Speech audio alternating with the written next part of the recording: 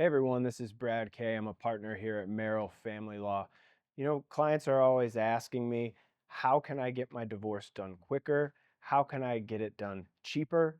And there are actually a lot of ways. So, what I'm going to talk to you about during these next few series are the top 10 tips to make your divorce go quicker.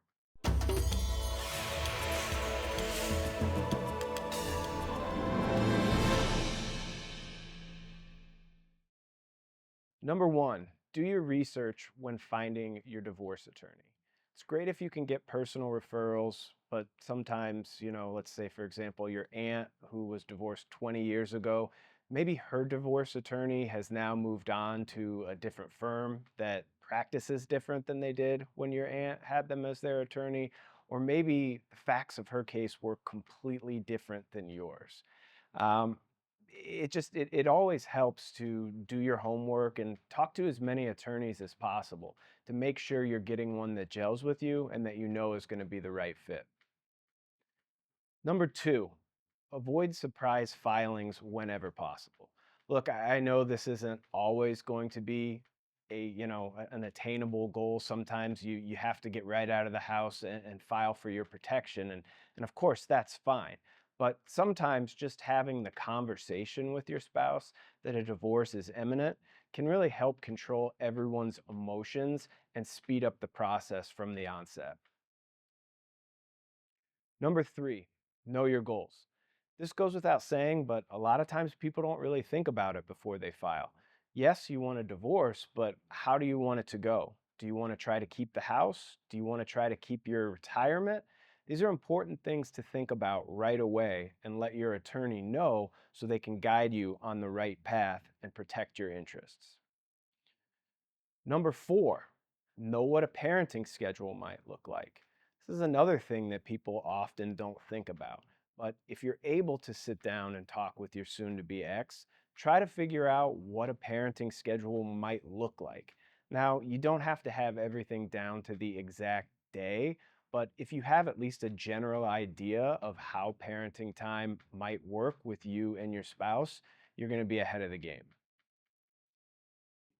Number five, consider private mediation.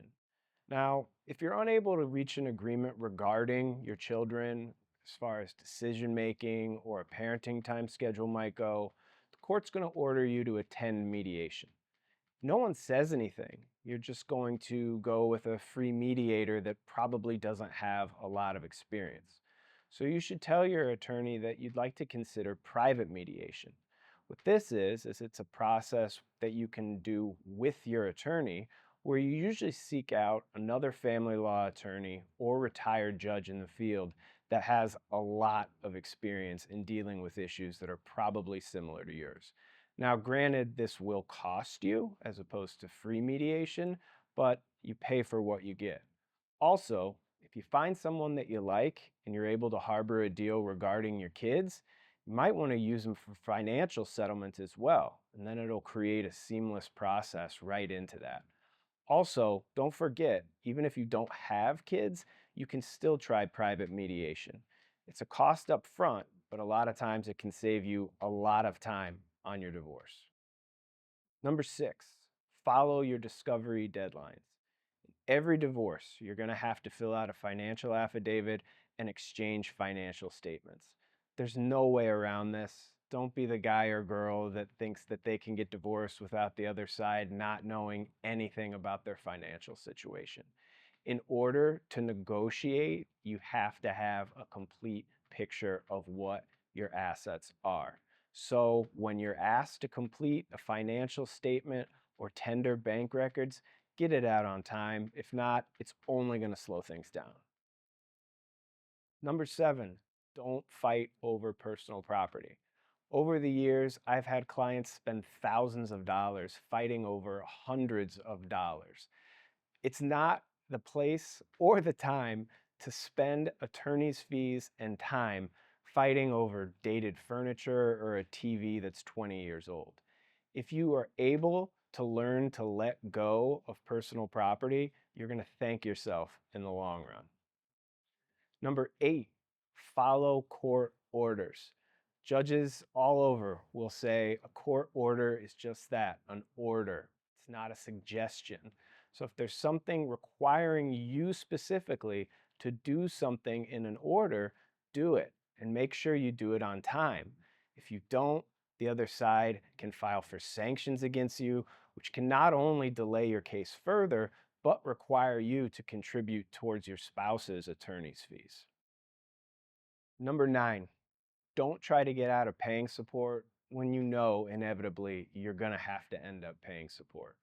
I've had clients who make millions of dollars who think that they shouldn't have to pay their ex a dime, even though that ex raised all the kids and forwent other career opportunities to stay at home and raise the family.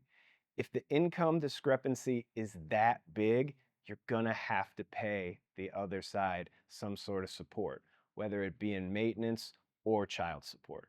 The sooner you can come to terms with this, the easier and faster the divorce process is going to go for you. Number 10, be honest with your attorney. This goes without saying, but a lot of people don't do it.